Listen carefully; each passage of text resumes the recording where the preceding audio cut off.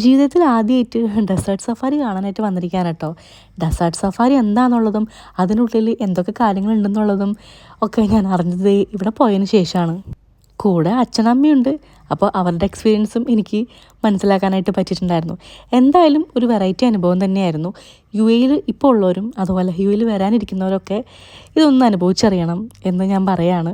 പിന്നെ ഇപ്പോൾ നല്ല ക്ലൈമറ്റാണ്, നല്ല തണുത്ത ക്ലൈമറ്റാണ്. പിന്നെ ഇവിടെ നിൽക്കുമ്പോഴത്തെ ഒരു അവസ്ഥ എന്താണെന്ന് വെച്ചാൽ കാണുമ്പോൾ നല്ല രസകരമായിട്ട് തോന്നുന്നെങ്കിലും മുഖത്ത് നിറച്ച് മണ്ണടിക്കുകയായിരുന്നു. ഭയങ്കര ബുദ്ധിമുട്ട് തന്നെയായിരുന്നു കേട്ടോ. എനിക്ക് അവിടെ നിന്ന് എങ്ങനെയും ഓടാനാണ് തോന്നിയത്. പിന്നെ ആലോചിച്ചപ്പോൾ തോന്നി ഈ ഒരു ചാൻസ് നമുക്ക് എപ്പോഴെപ്പോഴും കിട്ടില്ലല്ലോ. നമുക്കിങ്ങനെ കുറേ വീഡിയോസൊക്കെ എടുത്ത് വെച്ച് കഴിഞ്ഞാൽ പിന്നീട് എടുത്ത് നോക്കാനും അതുപോലെ നോക്കിയിരുന്ന് ഇങ്ങനെ സന്തോഷിച്ചിരിക്കാനൊക്കെ പറ്റുമല്ലോ എന്ന് തോന്നിപ്പോയി. അവിടെ കുറേ ടൂറിസ്റ്റുകൾ വന്നിട്ടുണ്ട്. എല്ലാവരും അടിച്ചു പൊളിക്കുന്നുണ്ടായിരുന്നു.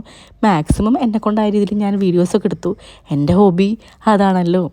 എന്തായാലും ബാക്കി വീഡിയോസ് പിന്നെ കാണാം.